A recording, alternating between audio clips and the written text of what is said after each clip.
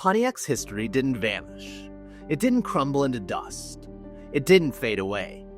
It's still here, hidden in the buildings we saved, the ones we lost, and the ones we're finally restoring. Today, we're pulling all of it into the light.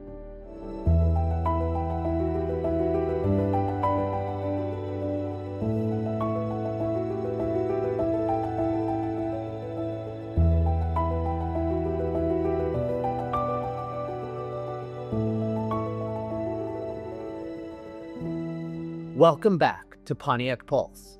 I'm Chris Hubel, and today we're taking a deep, historic walk through Pontiac's past.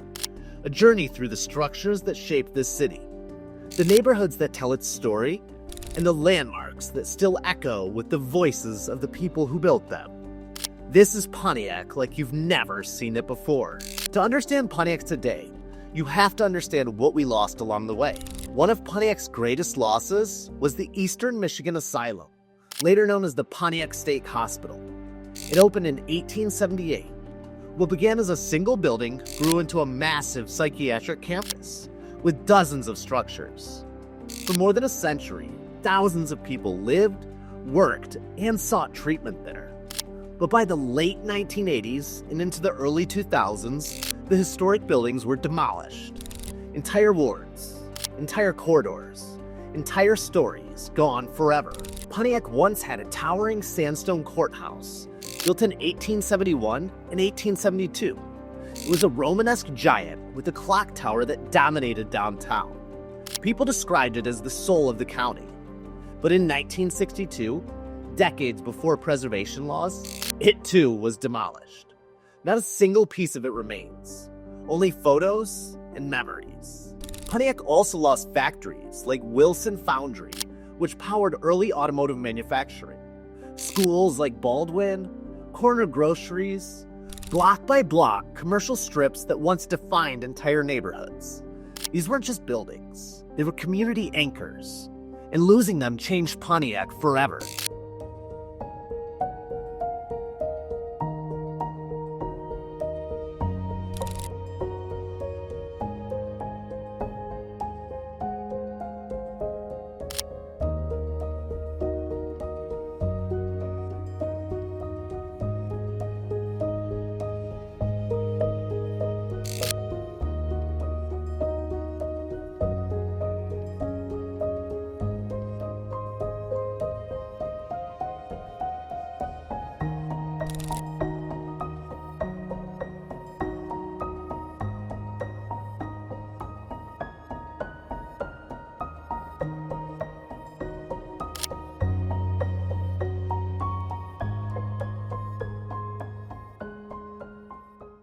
But Pontiac isn't just a story of loss.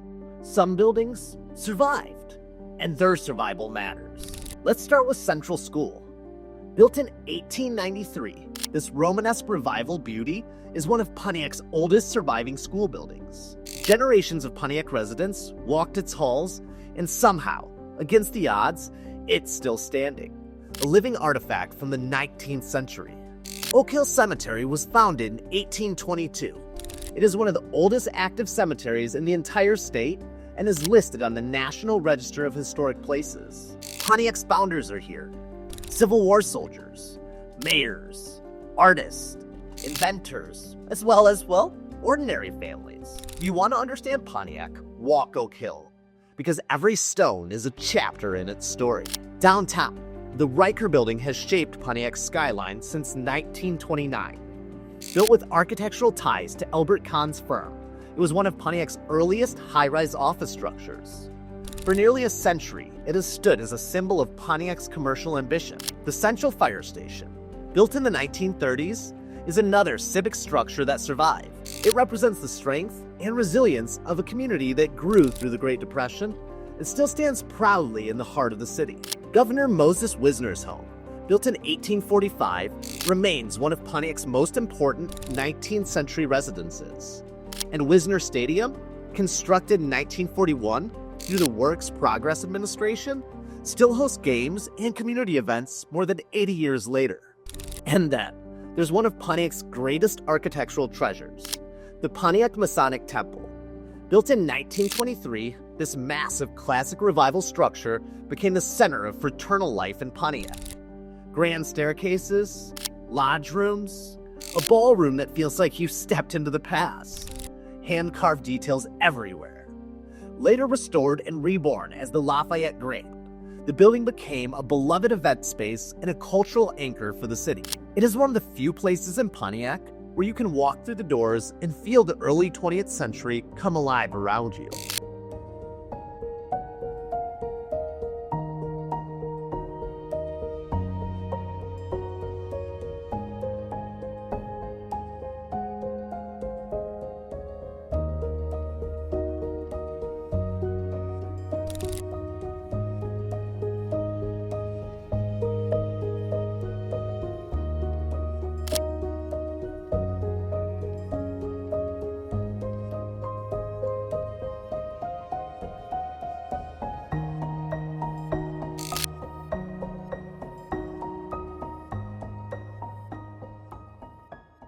Pontiac isn't just defined by public buildings.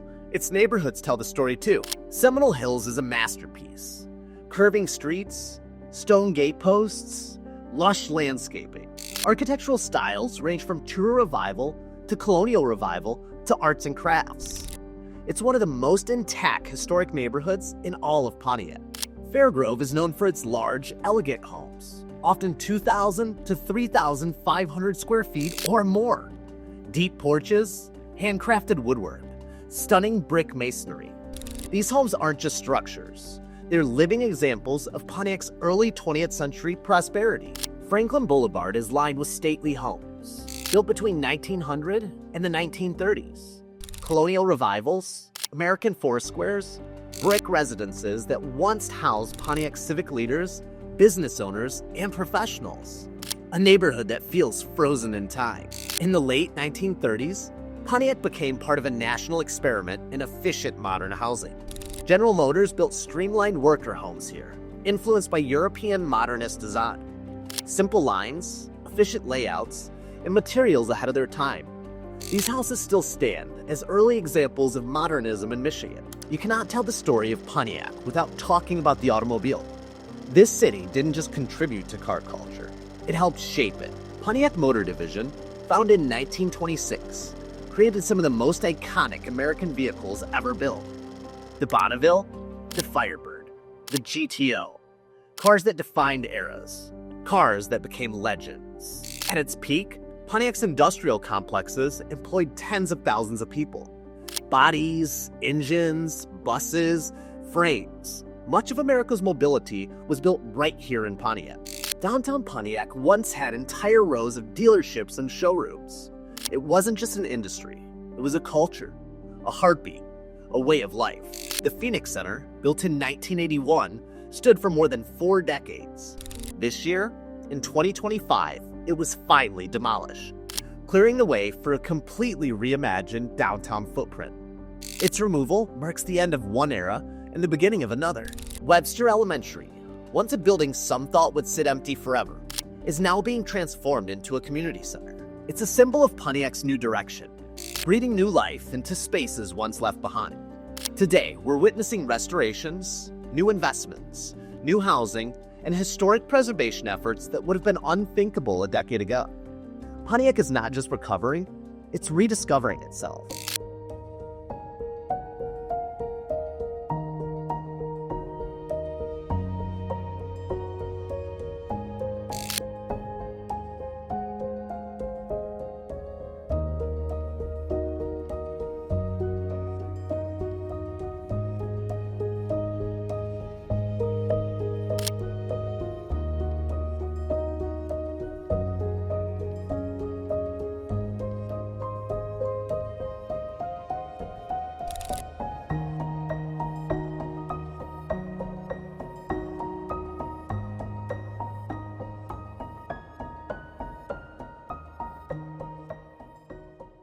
When you take the time to look at Pontiac's surviving landmarks, its neighborhoods, its architecture, and its resilience, you realize that it's one of the richest historic cities in the entire state of Michigan.